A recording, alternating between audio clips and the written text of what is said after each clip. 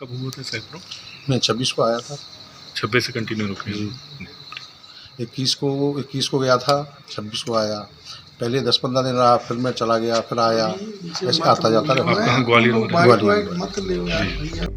अभी अभी आपने जिसे सुना वो है एसडीएम निशा नापित के पति यानी कातिल पति मनीष शर्मा। बकायदा पुलिस स्टेशन में बैठे थे जहां पर कुछ रिपोर्टर्स उनके पास पहुंचते हैं और उनसे पता लगाने की कोशिश करते हैं, कुछ बुलवाने की कोशिश करते हैं, जिसमें वो बताते भी है कि वो कब ग्वालियर आए थे, कब उन्होंने इस हत्याकांड को अंजाम दिया। नमस्कार, आप देख रहे क्राइम तक, मैं हूं अश्विनी सिंह। 28 जनवरी को मनीष शर्मा अपने घर से अपनी ही पत्नी एसडीएम निशा नापित को अस्पताल ले जाते हैं, जहां पर डॉक्टर उनका इलाज करते हैं, जांच करते हैं, तो डॉक्टर उसे ब्रॉड डेथ डिक्लेयर कर देते हैं, यानी एसडीएम निशा नापित को ब्रॉड डेथ डिक्लेयर कर दिया जाता है। जिसके बाद सूचना पुलिस को दे दी जाती है और फौरन पुलिस के आला अफसर एसपी तक वहां पहुंच जाते हैं। जिसके बाद निशा नापित की बॉडी को देखकर ही वो समझ जाते हैं कुछ ना कुछ सस्पिशियस है, कुछ ना कुछ संदिग्ध है। इसके बाद पुलिस लगातार मामले की जांच पड़ताल में जुट जाती है। इसके साथ ही पति पर भी पुलिस को शक होता है, जिसके बाद पूछताछ की जाती है तो पति ने भी कई ऐसे खुलासे किए। लगातार वो बहला फुसला रहा था, कोई भी चीज़ों को सही जवाब नहीं दे रहा था, जिसके बाद शक और भी गहरा हो जाता है और पुलिस फौरन निशा के घर पहुंच जाती है। निशा के घर को सील कर दिया जाता है और वहां जाकर जब जांच पड़ताल की जाती है तो ऐसे सबूत मिलते हैं जो निशा के पति के खिलाफ होते हैं। दरअसल मनीष शर्मा जो होता है 28 जनवरी को ये सारा कांड करता है। अपने ही घर में, अपने बेडरूम में निशा नापित को ले जाता है, जहां पर तकिया रखकर उसके मुंह पर उसे मौत के घाट उतार देता है। इसके बाद वो प्लानिंग करता है। प्लानिंग के तहत वो खुद को बचाने की कोशिश करता है कि कैसे वो सभी सबूत को हटा बढ़ा सके, और वो वही करता है। बकायदा उस बेडशीट को उठाता है, तकिए को उठाता है, तकिए के खोल को निकालता है और सारी चीज़ों को ले जाकर वॉशिंग मशीन में धुलने में डाल देता है और धुलने के बाद वो सुखा भी देता है, लेकिन कपड़े सारी चीज़ें वहीं वॉशिंग मशीन में पड़े रहते हैं। इसके बावजूद आपको दूसरी ओर बता दें कि अस्पताल में निशा नापित को निशा के शव को रखा गया रहता है। जिसके बाद पुलिस वहां पहुंचती है, जांच पड़ताल करती है और जांच पड़ताल उसके घर तक आ जाता है। हालांकि निशा के घर को सील कर दिया जाता है, जिसमें पता चलता है जब एफएसएल की टीम पहुंचती है तो पता चलता है कि वॉशिंग मशीन में कुछ कपड़े हैं और वो बकायदा सबूत के तौर पर सामने आते हैं। बता दें कि जिस बेड पर उसने ये सारे कुकर्म किए थे, कांड किए थे, उसके पूरे सबूत वॉशिंग मशीन में मिल जाते हैं। जिसके बाद पुलिस लगातार मनीष से पूछताछ करती है, उससे दबाव डालती है कि आखिर उसने ऐसा क्या किया, क्या हुआ था उस वक्त। वो पहले तो कुछ नहीं कहता, लेकिन कुछ ही समय में वो अपनी सारी चीज़ें जुर्म को कबूल कर लेता है और बताता है कि उसने कैसे क्या किया और क्यों किया। इसके आगे की कहानी आपको बताएं, इसके पहले आपको सुनवाते हैं इस पूरे मामले को लेकर पुलिस ने क्या बताया। पहले आप पुलिस को सुन लीजिए, फिर आगे की कहानी हम आपको बताते हैं। श्रीमती निशा नापित शर्मा, उनकी संदिग्ध परिस्थितियों में मृत्यु हुई थी और डिंडोरी पुलिस ने उसका पूरी तरह से खुलासा किया। एसपी साहब स्वयं इसमें लीड कर रहे थे। एसपी साहब, एडिशनल एसपी साहब और उनकी पूरी टीम इनमें अथक प्रयास करके 24 घंटे के अंदर इसका खुलासा किया कि किन परिस्थितियों में इनकी मृत्यु हुई थी। एक्चुअली निशा नापित जी जो अपनी एसडीएम साहिबा थी, उनकी शादी 2020 में हुई थी। जो मनीष शर्मा जो ग्वालियर के निवासी हैं, इनसे 2020 में मंडला में गायत्री मंदिर से उन्होंने शादी की थी। बाद में उनका पारिवारिक जीवन बड़ा तनावपूर्ण रहा है और ये जो मनीष शर्मा उनको परेशान भी करता था और साथ में उनकी जो सर्विस बुक में है, बैंक अकाउंट्स वगैरह में अपना नॉमिनी दर्ज कराना चाहता था। चूँकि मैडम को उस पर अभी भरोसा भी नहीं था, इस कांड से वो डिनाइड करती रही।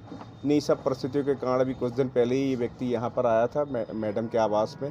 क्योंकि उनका पति है तो आना जाना उनका लगा रहता है और बाद में फिर उसने किसी बात पे बहस होने के बाद उन्होंने तकिए से उनकी गला दबा के तकिया मुंह पे रख के उनके सांस रोक दी और जिससे उनकी मृत्यु हो गई। बाद में उसने जो भी तकिया है, बेड शीट है, अन्य जो भी कपड़े थे उसको वॉशिंग मशीन में धोकर साक्ष्य मिटाने का भरपूर प्रयास किया।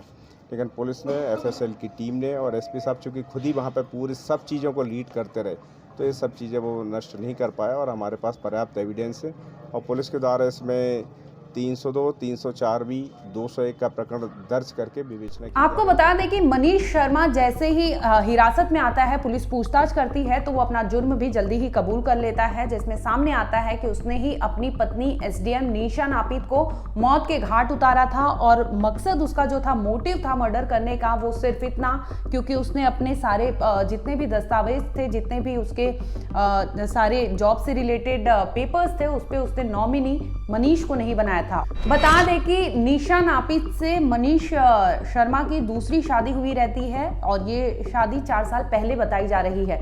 एक मंदिर में ये शादी करते हैं, मंडला इलाके में वो गायत्री देवी का मंदिर होता है जहां पर ये दोनों पहुंचते हैं और इनकी मुलाकात मैट्रिमोनियल साइट से हुई रहती है, जो दोस्ती देखते ही देखते दोस्ती होती है, दोस्ती से प्यार में तब्दील हो जाती है, जिसके बाद वो मंडला के गायत्री देवी मंदिर में पहुंचते हैं और अपनी शादी रचा लेते हैं।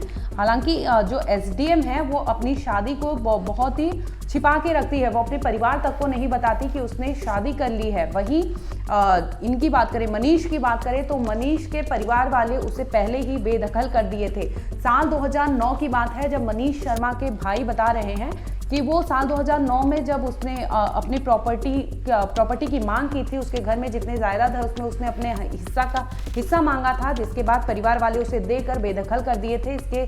इसके बाद से ही मनीष और उसके परिवार वालों का कोई भी रिश्ता नाता नहीं था, लगातार वो दूरियां बनाए रखे थे। लेकिन कोविड के टाइम मनीष उनके कांटेक्ट में आता है, जिसके बाद उसने गाड़ी की डिमांड की थी, लेकिन उसका भाई गाड़ी देने से मना कर देता है और यही वजह रहती है कि मनीष अकेला रहता था, इसी का फायदा उठाता है और वो दूसरी शादी एसडीएम से रचा लेता है। बता दें कि एसडीएम से उसने शादी भी झूठ बोलकर रचाई थी, क्योंकि उसने कहा था कि वो एक आर्किटेक्ट की नौकरी करता है।